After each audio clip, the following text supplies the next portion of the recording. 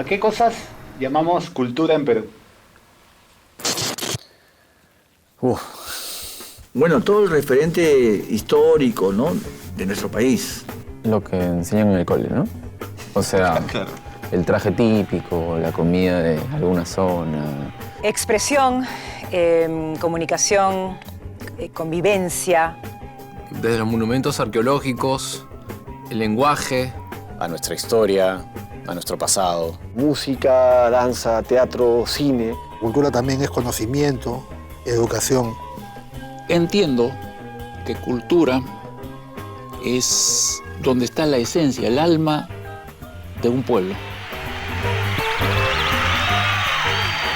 Hay varias cosas que se pueden poner en la lista de lo que se puede considerar cultura en nuestro país.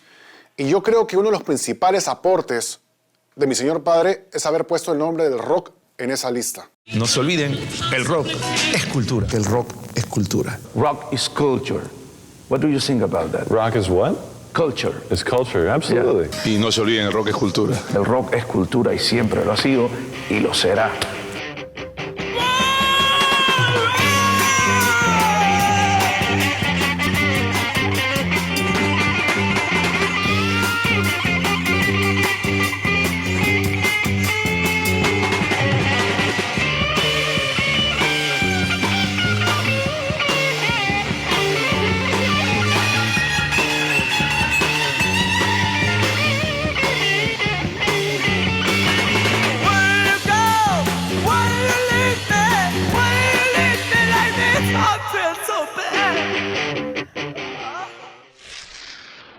¿Grabando? No, claro. Grabando. Segmento Infancia, plano 4, toma 1. Mi padre nace en Breña un 18 de agosto de 1946. Los padres de mi papá, mis abuelos, mi abuelita Olga, ella era concertista de piano, y mi abuelo ha sido marino, capitán. A mi papá una de las cosas que le inculcaron mucho dentro de la familia es a que le guste la música y sobre todo distinto tipo de música. Una pena más es una gota de... Bueno, ¿te acuerdas que era muy clásico en esas épocas? Mi papá nos contaba la casa de Rima, que Rima pues un barrio en la época muy jaranero, qué sé yo, que nos contaba la casa de la bisabuela, la abuela de mi papá. Nuestra tatarabuela. Que se armaban jaranas pues de música criolla porque la gente era criolla, todo el movimiento de los amigos, los allegados. Y papá pues lo hacían cantar, creo. ¿Y qué es lo que le gustaba? Bueno, uno de sus favoritos era Luis Abanto Morales y el tema en especial que le gustaba era el Trujillanito. Trujillano de pura cepa, ese soy yo. Iba piedra con lamba y de que mi libertad. A finales de los 50, mi abuelo se muda con toda la familia a Ica. Y es en Ica que mi padre entra al Colegio San Luis Gonzaga.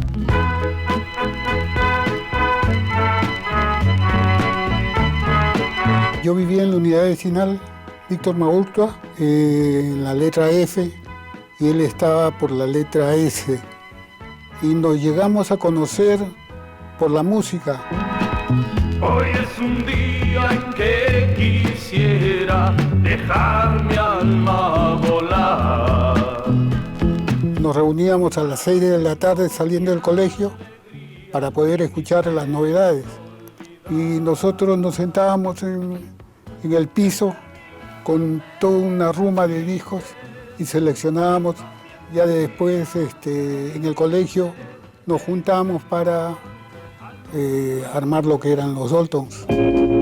Eras del sol, del brillo, al verte reír. Y el nombre de Daltons lo pone, mucho antes de la banda que todo el mundo conoce, es debido a un sello discográfico que se llamaba Dalton Records, que era el sello del primer disco que mi papá se compra, que era de una de sus bandas favoritas instrumentales llamada The Venture. Los conciertos en vivo que se presentaban en Radio Independencia se realizaban mayormente a eso de las 6 de la tarde. La asistencia era mayormente de señoritas, niñas que ya estaban saliendo del colegio y eran las aficionadas del grupo. Gerardo era el líder, era el que seleccionaba las canciones, las cantaba, nos daba instrucciones para que el producto saliera perfecto. El primer instrumento que les despertó esa pasión, ¿no?, gigantesca fue el saxo.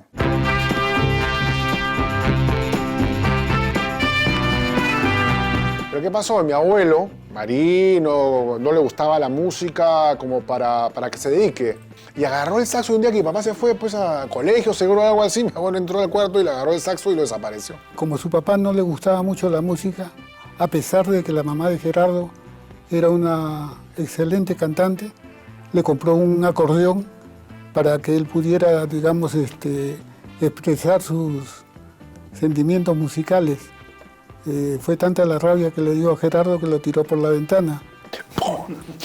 Cayó y explotó. Y mi abuelo, oye, muchacho, y mi papá agarró, bajó así corriendo y desapareció.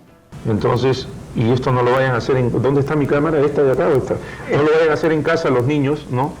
Siempre de aviso. Sí. Agarré el acordeón, un Scandali de 120 bajos, y lo tiré por la ventana del segundo piso. Fue el primer reporte de atentado terrorista en Ica. Imagínate el escándalo, y me fugué a Pisco. El efecto que causa lo que hizo mi abuelo con haberle botado el saxo, con haberlo desaparecido, es que mi papá se dedica a cantar. Y él dijo, me puedes quitar cualquier instrumento, pero la voz no me la puedes quitar. Disculpe, señor, antes de escuchar lo que diré, pero es la única manera de protestar. En el año 1964, papá terminó el colegio. Para esto era un alumno número uno, number one. Le dieron la oportunidad, dijo, yo quiero irme a Lima a estudiar. Y ingresó a la Universidad Nacional Mayor de San Marcos a estudiar Derecho. Y ahí en esa oportunidad conoce a una nueva gente, unos nuevos amigos, y es con ellos que hace los Daltons Lima, por decirlo de alguna manera, que los Daltons que conocemos.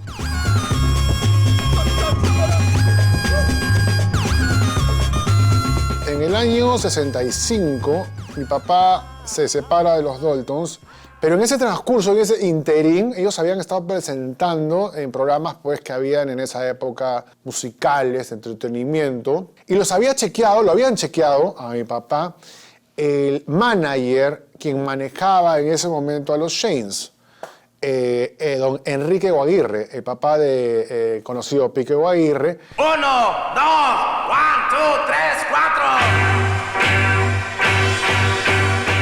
Lo conocí a través de un amigo que, bueno, era el tecladista de nosotros y como nosotros estábamos sin cantante, me dijo, tengo un amigo que canta muy bonito y todo y va a cantar en un programa y a ver si lo es, entonces lo vi, me pareció muy interesante su performance y lo invitamos a un ensayo que tuvimos el día sábado, que justamente ensayábamos los sábados. A lo lejos el sol ya se va y la noche pronto caerá.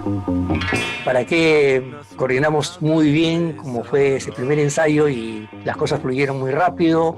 Era una persona con una personalidad muy magnética, llegaba mucho al público, tenía buena, digamos, disposición en escenario y interesante, digamos, porque era creativo, aparte que vocalmente, te lo digo como músico, una persona muy afinada y tenía un inglés perfecto que se necesitaba para los temas en inglés y en español. Muchachos y chicas, la fiesta empezó. La música de moda, la orquesta arrancó. Shanes, cuando entra Gerardo, ya era un grupo, digámoslo así, formado, ¿no? Los Shanes son antes que los Psychos, aunque eso no se asuma como tal. Pero los Psychos mismos a mí me han contado que veían a los Shanes en la televisión cuando ellos recién estaban pensando en hacer un grupo. Y cuando Gerardo entra a un grupo que ya había pasado por una serie de ensayo de error y ya con él, digamos, que es la pieza que lo completa todo.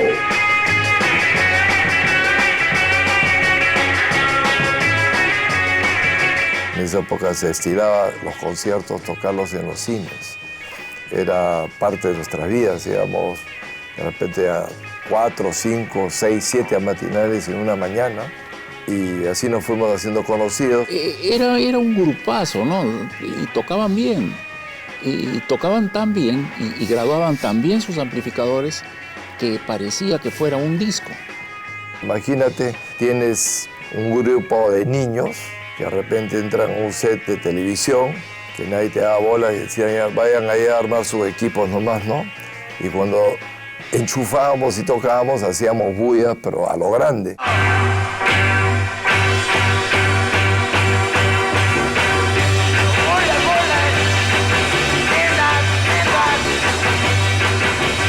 En el año 68 hay como que mi papá se separa de los Chains y se va, es más, se jala creo que a uno o un par de por ahí con otra gente, comienzan a ensayar y hacen el St. Thomas Pepper Smelter. Pepper Smelter es Chains más prácticamente la misma formación que el segundo y el tercer disco de los Chains, ¿no? En donde se profundiza estas líneas psicodélicas. El verano ha vuelto y a mi lado nada, solo encuentro el verso que me inspire. Del año 70 al año 73 mi papá había formado una banda llamada Gerardo Manuel y el Humo.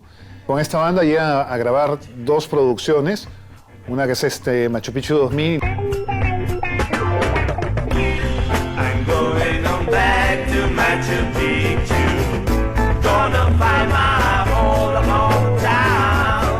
La otra, Apocalipsis.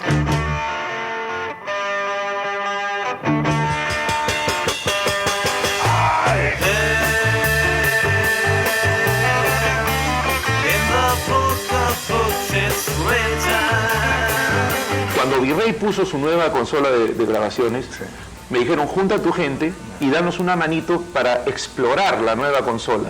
Junté a mis mejores amigos y nos dedicamos a grabar a las 10 de la noche. Entonces, cuando las cosas empezaron a quedar bonitas, dijeron, ¿por qué no sacamos un disco? Y alguien dijo, ¿por qué no nos llamamos El Humo, no? Gerardo Manuel y el Humo, porque Gerardo Manuel parecía cantante de bolero, así que le pusimos Gerardo Manuel y el Humo, porque nos juntábamos y desapareció. Hay un disco que para mí es especial, porque a mí me emociona mucho cuando escucho ese disco, que no es muy conocido, que es de las últimas producciones que mi papá grabó durante los 70, que se llama Gerardo Manuel y CBP.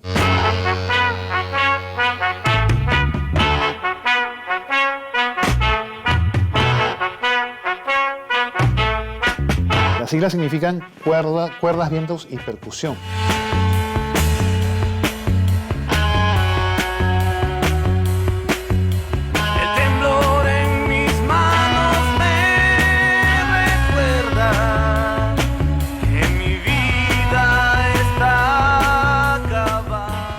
¿Quién es el mayor? En mi opinión, es el gran disco de Gerardo.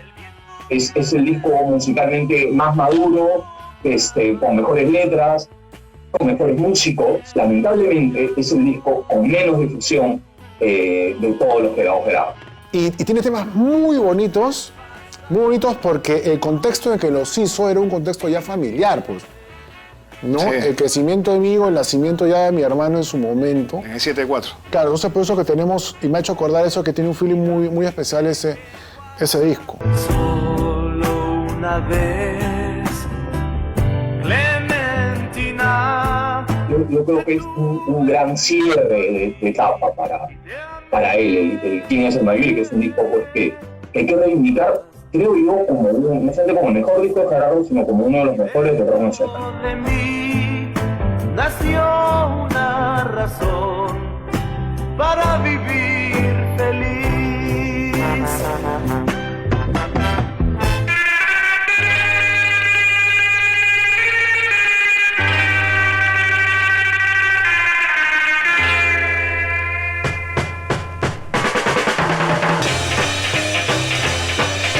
Cuando no se conocía el término de ejecutivo discográfico de gerente de sello internacional, bueno, yo comencé a hacerlo en una disquera muy recordada y querida que era Discos Virrey. Gerardo Manuel en Virrey era gerente de marcas. Todos los sellos que representaba Virrey, que eran un montón, enviaban su catálogo con un montón de música, discos, o sea. Gerardo era el que escuchaba. Y si este disco le gustaba, le ponía su check y entraba de frente a producción. O sea, a él le llegaba música de diferentes compañías de discos de Europa, de Estados Unidos, de Sudamérica llegaban a sus manos y él se encargaba de editarlos según lo que él pensaba que podía sonar en el país. Él tenía en su oficina sus buenos parlantes, su buen tornamesa, un equipo de sonido así, pero hacía a todo dar. Él sacaba, por ejemplo, lo que eran discos compilatorios o compilados con distintas bandas que, digamos, por sí solas, él tenía la seguridad de que no iba a pegar o que no iba digamos, a tener mucha difusión. Por eso es muy importante el fanatismo que tiene él con la música, porque le nace el compartirlo. Su labor con los discos, con la disquera, era que por un precio barato, o sea, más barato que los discos comprados en Estados Unidos, un chico con su propina podía comprarse un long play al mes. Promocionarlo debidamente en las radios, en los canales, donde se pudiera este material. Y es importante porque la promoción de la música es algo primordial para que la banda sea conocida. Ahora obviamente es mucho más fácil porque hay redes y todo eso, pero en su momento era todo un tema de logística.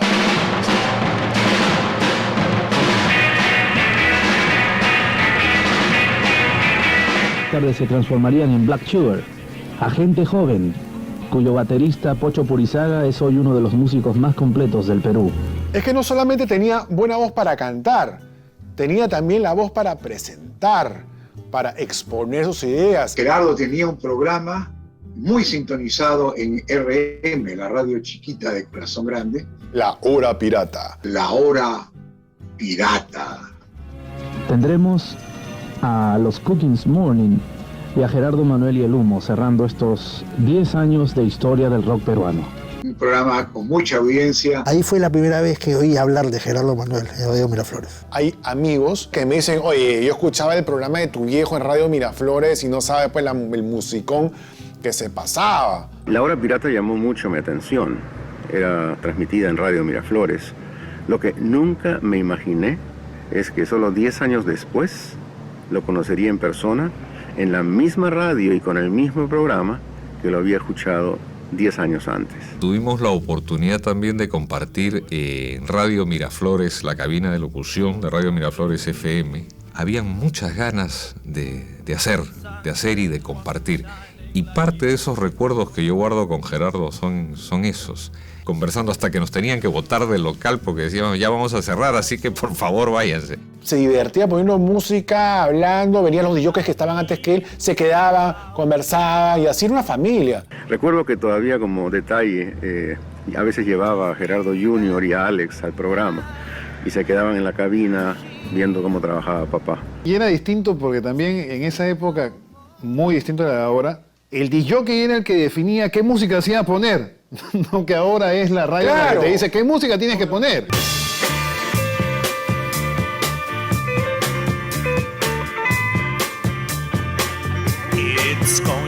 Nadie en el Perú se hubiera enterado que hubo un Woodstock si no fuese por Gerardo Manuel. Porque en el programa, creo que se llamaba Hora Pirata, su programa de radio, transmitió completo el concierto de Woodstock. Imagínate en el Perú de esos años poder tener acceso a lo que estaba pasando en la escena musical rockera mundial, es algo que no hubiera sido posible sin él.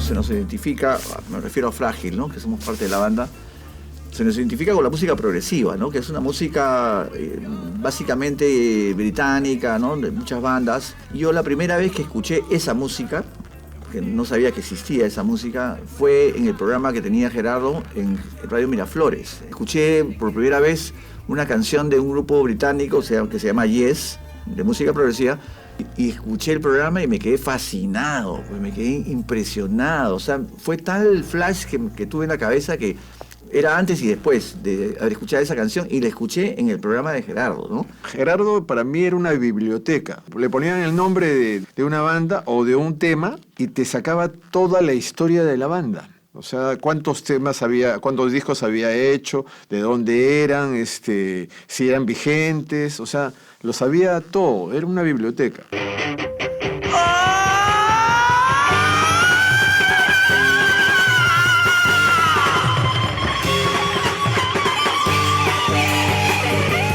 A partir de junio de 1978, justamente por ese gusto de mi papá por la música, por la difusión de la misma, pasa de la radio el proyecto a la televisión, ¿no? Y esta vez a través de Canal 7, con un programa al cual él lo titula FM7. Este programa se pasaba una vez por semana. Y debido a la gran audiencia que tuvo el programa, esta gran idea que se le ocurrió a mi papá, es que ya cambia FM7 a hacer un programa que se pasaba los 5 días de la semana, pero ya bajo el nombre Disco Club.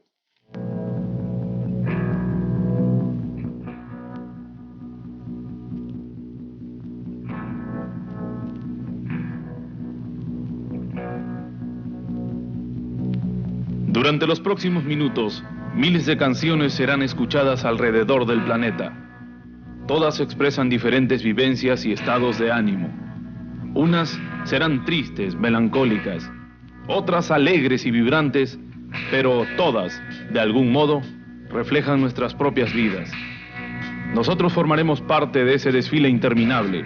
Los invitamos a acompañarnos en otra reunión de nuestro club, el Disco Club.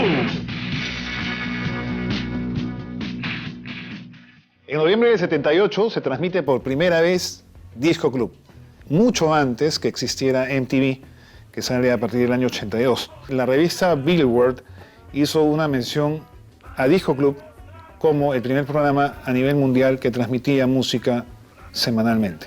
Disco Club fue el internet que tuvimos cuando no existía internet. Bueno, Disco Club era el programa que veías llegando del colegio obligatoriamente, ¿no? Disco Club, con la conducción de Gerardo Manuel.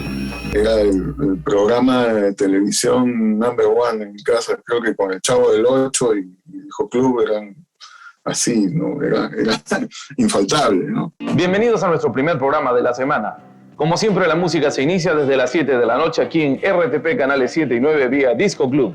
TV Perú, que yo en ese momento desconocía qué canal era, si era el canal del Estado, no tenía ni idea, pero para mí era el canal más cool que había en la televisión peruana porque tenían este programa. Y no había tarde pues, en la cual mi viejo me decía, si no haces las tareas no Disco Club, ya veía la forma de sacarle la vuelta, pero yo no me perdía ni de vainas Disco Club. Y llegaban del colegio a prender el televisor y pegarse. Era una hora que todos los escolares estaban viendo a Gerardo Manuel. De llegar al colegio, hacer las tareas, pronto se acercaba el momento de cenar, todos en familia, entonces yo prendí el televisor y ahí estaba Disco Club. Entonces ya mi mamá me llamaba para comer, pero yo quería escuchar Disco Club, entonces era como que una compañía en este ámbito familiar, muy musical, y para mí era la posibilidad de escuchar rock. Bienvenidos al calor y el color del 7 con este Disco Club que hoy trae para ustedes gratas sorpresas. La magnitud, ¿no?, de tener un programa nacional que pase música de todo el mundo, rock, todo eso que le gusta a la juventud. En ese momento era un acontecimiento pues, que hacía de que tú le pongas un stop a lo que estés haciendo en ese momento e ir a ver el programa. Como no había pues dónde ver videos de tus bandas favoritas, los veías ahí. Entonces descubrías un montón de cosas que las tenías en cassette o en disco, ¿no? Y no visualmente, ¿no? Y ahora sí los dejo con algo que mejor se abrochen los cinturones. Gran parte de la música que yo he consumido de niño se debe a que mis papás seguían a Gerardo Manuel, ¿no? Este señor de mirada seria, de postura seria, con gran elocuencia, con el gran manejo de contar historias, pero siempre con esta mirada y este tono intimidante, ¿no? Como que sabe de lo que te está hablando. Esto es Disco Club para los que llegaron tarde. Esto es Disco Club para los que llegaron tarde. Disco Club era, de lo poco que había en la televisión, era lo que más veíamos, pues, ¿no? De hecho, toda la música que nos gustaba estaba ahí. Recuerdo que llegaba a la radio siempre hablando de los nuevos videos que había conseguido, de las canciones y artistas que iba a presentar al día siguiente y siempre preocupado por el programa y siempre preocupado por sus televidentes. Nosotros por nuestra parte estamos tratando de esforzarnos para conseguir día a día nuevo material, mejor material y que ustedes estén al día tanto como nosotros con la mejor música del universo. Daba mucha información, Gerardo, también, ¿no? Acerca de las bandas y de lo que estaban haciendo y lo que habían hecho también. Greg Rowley, el organista original del conjunto en aquella época inolvidable en que Santana se presentó en Woodstock, y que luego Greg emigrara al conjunto Journey para nuevamente volver, luego de estar con su propia banda, la Greg Rowley Band. Te presentaba cuál era la banda, cuáles eran los discos que había sacado hasta el momento, en qué estaba la banda en ese momento, quiénes la componían, quiénes habían compuesto el tema. Quién era el baterista, quién era el cantante, qué motivaba la canción. Te quedabas atrapado y no podías irte de ahí porque era historia tras historia, tras historia, tras historia. Entonces era súper entretenido no solamente ver la música como un producto, como un video, sino saber la historia del músico, cómo la compusieron en esta canción, después esta canción la banda se deshizo, cosas así que tú que te quedas, no puede ser. La imagen clara que tengo de Disco Club es la imagen de una enorme diversidad y una enorme diversidad plurigeneracional. Había esta cosa de que el rock no se presentaba como una cosa para una edad, sino para cualquiera que quisiera hacerlo. Era siempre un artista, otro artista, otro artista, otro artista, y la diversidad, la diferencia.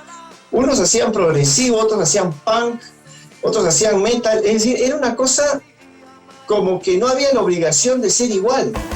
Gerardo pasaba mucho más que rock. Yo creo que él estaba muy conectado con el hecho del rock, no desde la perspectiva corporativa, desde la perspectiva de negocio. Yo creo que él estaba conectado con el hecho de la comunicación del rock, o sea, el rock como agente de cambio social a lo largo de las décadas. Además que presentaba el tema en castellano, o sea, decía la traducción de la canción en castellano, lo cual me parece que era una manera muy genial de conectarnos no solamente con el aspecto musical, sino también con el mensaje de la banda, ¿no? El grupo se llama Styx.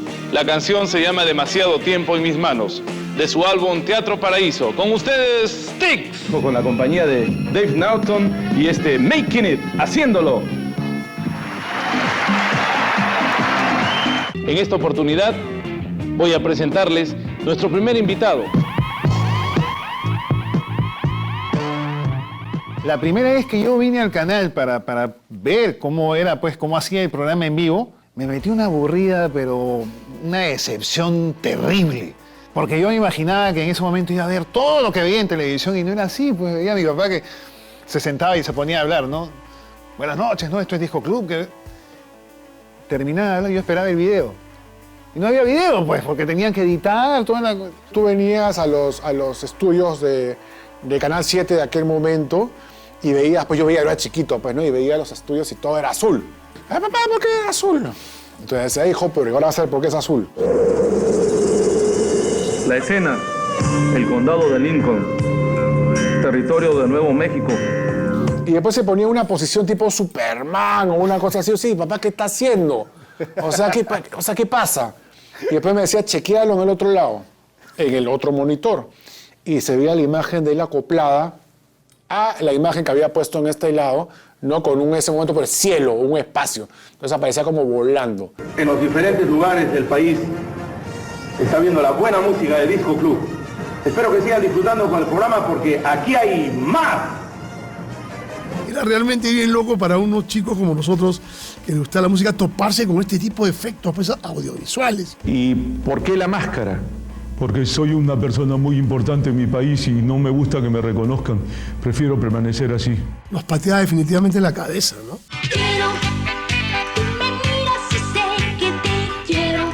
Mi viejo llegó a entrevistar a Luis Miguel. El tiempo se nos termina. Pero no solamente se trata que se termine el tiempo en este especial de Luis Miguel, el cual esperamos que hayan disfrutado. En ese tiempo mi papá tenía amistad, pues, con Luisito Rey, con el controvertido Luisito Rey. Y Luis Miguel, que era chibolo también, en ese entonces tenía el pelo largo, ¿no? Y... Luis Miguel, ¿en tu país se conoce el término que se emplea en el nuestro para llamar a Luis como Lucho? Bueno, pues no he oído Luis como Lucho, ¿no? No, a ti no te dicen Luchito, por ejemplo. Acá nunca te ha llamado nadie. Sí, me ha llamado bastante Lucho. Luchito, Lucho, sí. Ese es el apelativo cariñoso que usamos para Luis. Sí, pues yo no lo sabía, ¿no? Me dijeron Lucho y digo, Lucho. ¿Y quién es ese?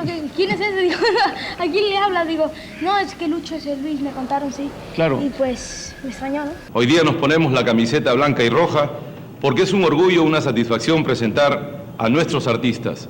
Como siempre lo decimos, son peruanos y son buenos. Mónica, rumbo se ha perdido. El tiempo pasa y veo que es mejor. La magia de este buscado es mejor que... Él era un vehemente con relación a la difusión de nuestra música, ¿no? A nuestra música, el rock peruano, ¿no? Y ese respeto que merecen los músicos nacionales lo queremos nuevamente pedir a los empresarios que no menosprecien, que no dejen de lado a los artistas nacionales. Sabemos... Mi papá justamente lo que buscaba era que no que dejaran de escucharse, digamos, los géneros pop ni la música comercial. Él lo que buscaba era que hubiese un equilibrio para todos, por igual. Sí me parece que es fundamental que haya habido una persona dentro de los medios de comunicación masivo que abogue por los derechos de los artistas y sobre todo por los derechos de los artistas que hacemos rock. Yo, personalmente, y no como yo, sino a nombre de todos mis amigos, de todos los artistas peruanos, de todos los géneros, quisiéramos hacer una invocación a quien corresponda para que, como se hace en México, aquí en el Perú, cuando actúa un artista mexicano o de cualquier otro país, se obligue al empresario a que en la misma proporción, en el mismo escenario, con el mismo equipo, actúe un equivalente de artistas peruanos que gane lo mismo que lo que le han pagado al artista mexicano o extranjero en general. El día, señores, que eso se haga, realmente va a hacerse justicia por el artista peruano. Se cargó el trabajo de difundir el rock y de hacer que a las bandas nacionales se les respete, que al músico de rock peruano se le respete. Él siempre creyó en la profesionalización del músico peruano, del rockero peruano y de generar una industria musical, una industria del rock peruano, ¿no? Creer que se puede hacer rock en el Perú fue algo que se germinó desde mi niñez viendo los programas de Gerardo Manuel. Una luz reflejada, la modelo mirando a la nada. Hoy es viernes sangriento, aquí pronto habrá movimiento. Nosotros cuando empezamos como Frágil, ya hacíamos nuestras presentaciones y para publicitarlas hacíamos afiches que pegábamos en las calles. Se nos ocurrió que podíamos tratar de hacer la publicidad en el programa de Gerardo. Fuimos al Canal 7 sin tener contacto con él, sin conocerlo. Me preguntaron de frente, porque era la onda de siempre, ¿cuánto nos cobras por pasar el disco? Y yo le dije que no, yo no cobraba. Ruéguenle a Dios que me guste, le dije nomás. Todas las preguntas no se deben contestar. Y dijo, denme la información y yo lo paso y cuando quieran, vengan, y así fue. Ya nos volvimos caseritos, como se dice aquí en Lima. Siempre ustedes saben que tienen aquí una puerta abierta para todo lo que quieran presentar. Esta es la casa de los artistas nacionales. Y al decir artistas nacionales, quitemos de una vez ese estereotipo que se ha dado de llamar artista nacional solo al que hace valses, solo al que hace música vernacular. Yo creo que artista nacional es el que canta desde guarachas hasta yarabíes. Lo hacía sin ningún interés comercial, primeramente, ¿no? Y le daba pantalla a muchas bandas que han salido gracias a él. Dentro de ellas está Frágil. Él era un gran defensor de la música peruana, de la música nacional, en todos los géneros. En los 90 me acuerdo de haber ido con la Liga del Sueño a su programa y yo decía, wow, ¿cómo nos llama Gerardo a su programa de rock cuando el primer disco de la Liga, cuando fuimos allá, era un disco prácticamente de música electrónica, un pop electro, ¿no? Ese trato y ese cariño que le tenía al músico como tal, porque él también era músico y sabía todo lo que había sufrido para poder hacer música, ¿no? Entonces, ese reconocimiento yo creo que es algo que se me va a quedar en la cabeza siempre, ¿no? Bueno, vamos a seguir con la música. Oh Lord, I woke up this day and sunshine wasn't shining like years before.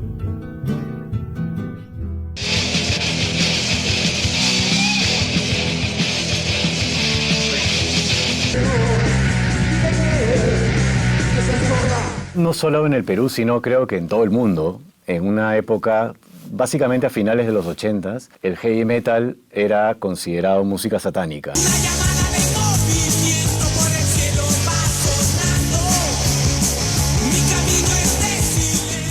¿Alguna vez te criticaron por gente, padres de familia, así honorables, por mostrar la música que mostraba? Decían, ¿cómo muestra eso a mis niños? No solamente me criticaron, me persiguieron con un arma. ¿Ah, sí? Sí, porque decían que yo era agente del diablo.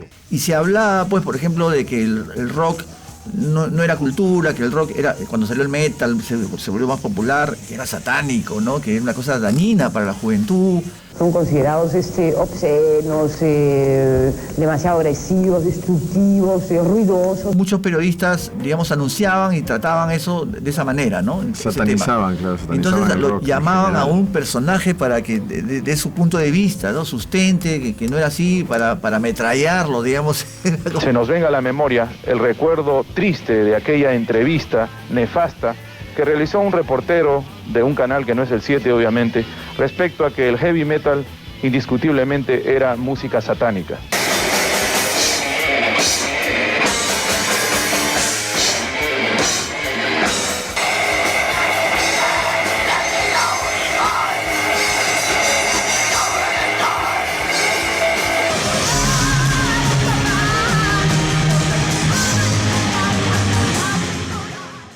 Lo que quiere cantar y lo que quiere hacer, lo escoge uno, no se le impone, porque si no viviríamos pues en un estado mental terrible, ¿no?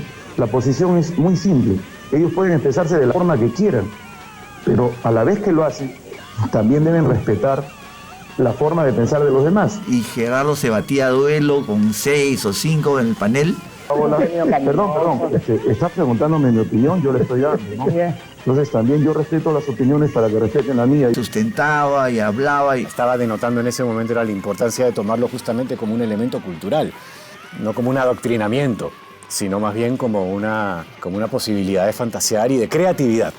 Aprovechar esta ocasión también para decirle a ese señor que quiso satanizar al rock, que por qué no se ocupa de esa propaganda que están dando en televisión en su canal respecto a unas publicaciones que se llaman Página Negra y que lo único que hacen es asustar a las criaturas que ven esa propaganda. Eso sí es satánico, señor Guerrero. Esa propaganda de Página Negra, ¿por qué no la combate? ¿Porque le pagan al canal donde usted trabaja por esa promoción? Eso no es justicia y no es informar a la gente lo que es debido.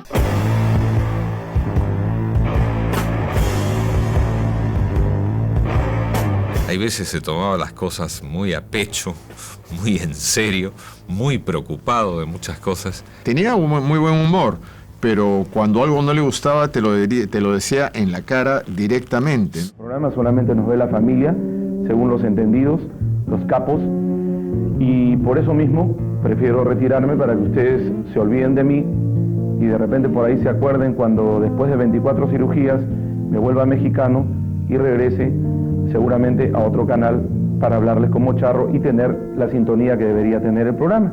O sea, cuando el pata entraba en trompo de, digamos, de alguna incomodidad, tenía un carácter bien especial también, ¿no? Y no escatimaba en sacarlo a relucir, dicho sea de paso. ¿No? Sobre todo estos temas, ¿no? Y sobre todo estos temas, alto, te decía, alto, se ponía, o sea... no, esto no es así. Aquí hay que caminar de esta manera para que el rock siga avanzando y tenga la cobertura que se merece y que tiene que tener, ¿no?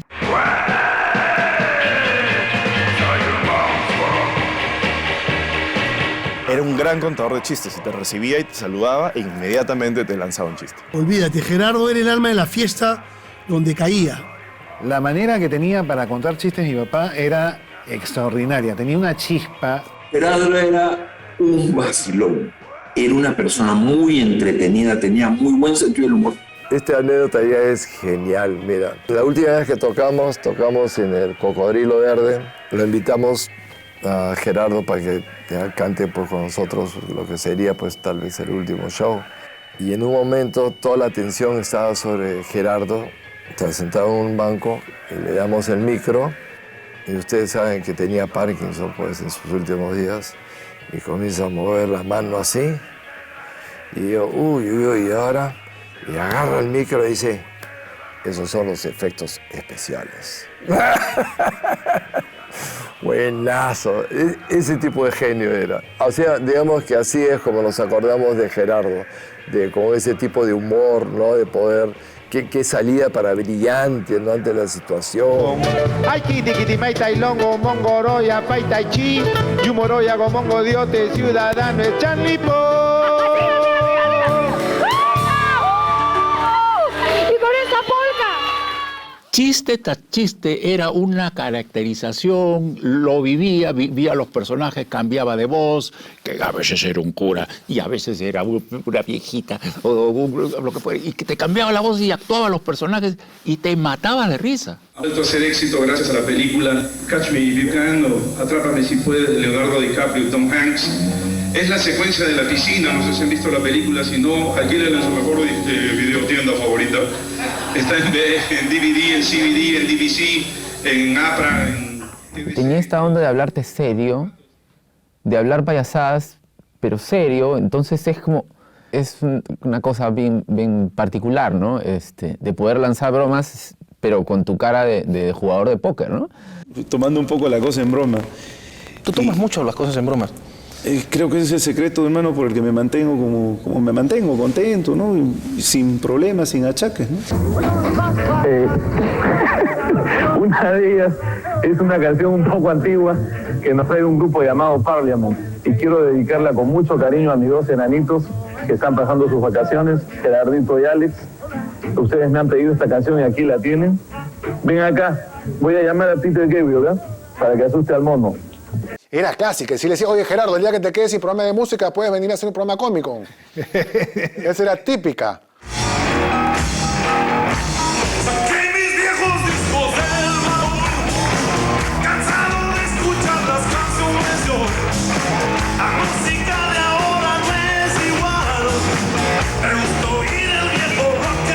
Él preparaba su show bastante bien porque hace que la gente se pare, aplaude, o sea, tiene dominio de escena, de gente, y eso no lo tiene pues cualquier cantante, eso era un don que él tenía. En el camerino era todos alrededor de Gerardo que estaba contando una historia, ¿no? De algo que le ha pasado o de un concierto. Él no se limitaba a cantar una canción o a presentar una canción, sino te podía armar una historia, por eso tenía tantos seguidores.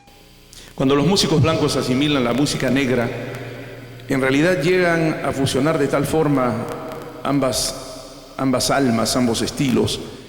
Era contador de cuentos en el escenario. Tenía sus speeches para cada canción, o sea, él empezaba a hablar algo y ya todos sabíamos qué canción venía. Y hasta la época actual se sigue recordando esta canción, inclusive le dio el nombre a una película en la cual actúa Al Pacino, hace el papel de un detective. Cantaba y se quedaba hablando 5 minutos. Entonces todos estábamos así sentados en el escenario con la gente en el teatro al frente, mirando y escuchando cómo hablaba y la gente se mataba de risa y él seguía hablando y seguía hablando. Y entre nosotros nos mirábamos y decíamos, ¿acá vamos a tocar? Y él seguía y seguía. Era increíble y ha sido hasta el último año. Y el asesino en serie que él investiga tocaba esta canción en 45, esta canción de aquella época que nosotros queremos compartir con ustedes. Uno de los grandes clásicos de 1956, este tema de Phil Phillips. Gerardo era como que de los que se te acercaba luego de tu presentación y te daba un feedback como muy sincero, que de repente si no lo conocías te podía parecer como un poco rudo, ¿no? Porque te decía las cosas tal cual las veía y era la voz que habías escuchado toda tu vida en la tele y en la radio y de pronto le tenías al frente aconsejándote, entonces era como todo un privilegio, ¿no? Él escribió en sus artículos que publicaba en El Comercio y me dedicó todo ese artículo inmenso y leí todo el artículo y Gerardo sabía de mí, creo que más que yo mismo. To the sea of love. I want to tell you just how much I love you.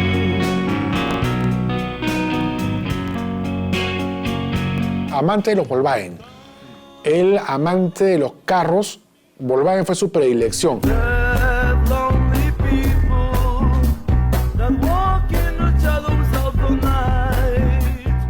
Gerardo aparecía y decían, ¿has visto mi nueva adquisición, mi nueva nave? Ven que te la enseño. Y pues nos llevaba a ver su carro, que lo estacionaba ahí al frente cuando se podía estacionar en plena Avenida Larco.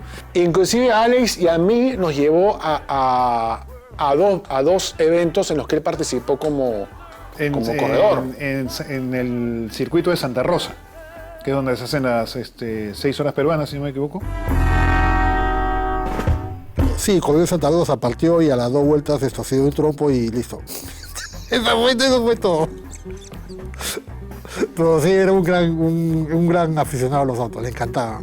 Conversábamos con él de autos horas así antes de tocar. Fui de los pocos afortunados que se subió a su bolocho preparado, competidor de carreras, y me hizo un tour por Lima en 5 minutos.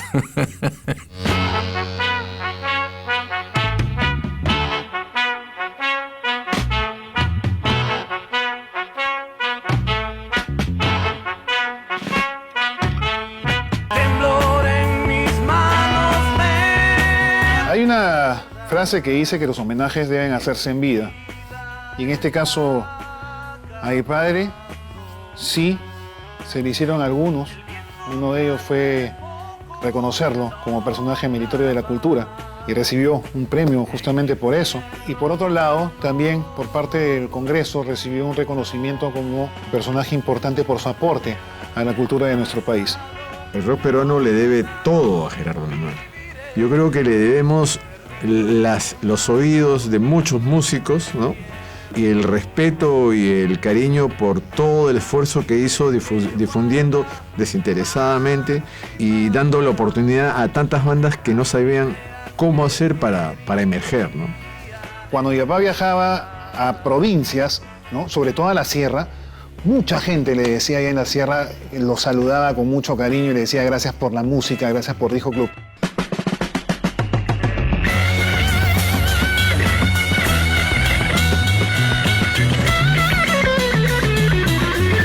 El legado principal de Gerardo es que tenemos un movimiento de rock grande o chiquito, como lo quieras llamar. Se ha alimentado, muchos músicos nos hemos alimentado de su programa, de sus historias.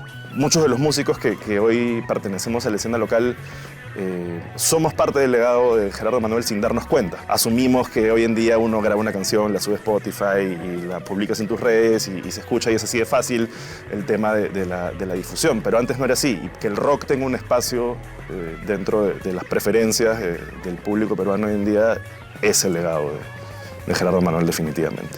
Bueno, yo creo que el trabajo de Gerardo a lo largo de los años es de picar piedra, ¿no? Es un obrero del rock, de la música y sobre todo la conciencia como músico peruano de lo importante que es la difusión. Yo no me imagino la cantidad de beneficios y la cantidad de cosas positivas que puede haber traído una carrera entera como la de Gerardo dedicado a abrir camino, a hacer que su filosofía ha calado. Espero que esa filosofía de generosidad y de trabajo por la música, sin políticas de por medio, con horizontalidad, con solidaridad, yo creo que es un legado súper importante. Lo único que quería decir, padre, feliz 40 aniversario de corazón.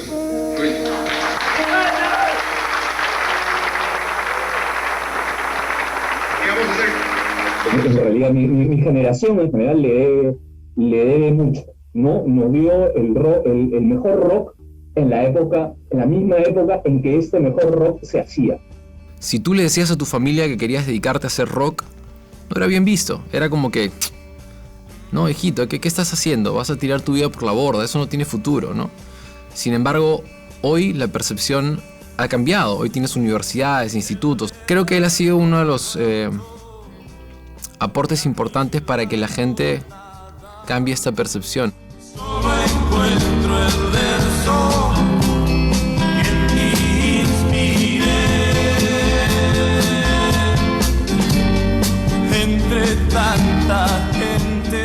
Esa docencia, esa capacidad de comunicar con detalle y con sencillez, creo que ha formado muchísima gente. Que realmente quería que todos compartieran su visión de la música. el amor por la música. Creo que es algo que nadie puede negar, haber estado cerca de Gerardo o conocer gente cerca de Gerardo y no haber escuchado cómo él realmente apreciaba el trabajo del músico y trataba a los músicos como si realmente fueran personas muy importantes, sea quien sea. Es algo que realmente sí se queda dentro de mí y es algo que le debemos a él. Estamos con el rey, con el gurú, con el padre, con el... ya no sé qué decir, del rock. Nuestro queridísimo Gerardo Manuel aquí en Cántame tu vida. ¡Bravo! ¡Uy! Yo le decía a mi papá una cosa. Ojalá yo algún día tenga tantos amigos como tú tienes.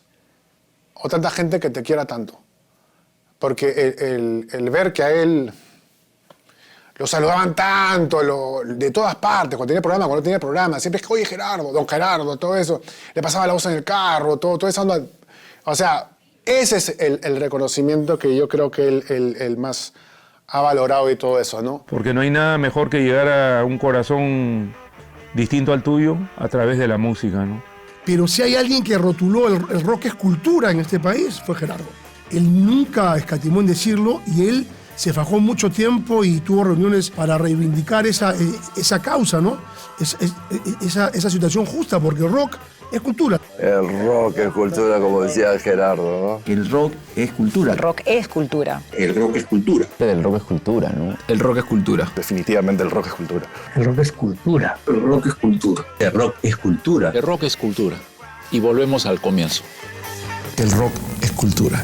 Gracias por estar con nosotros.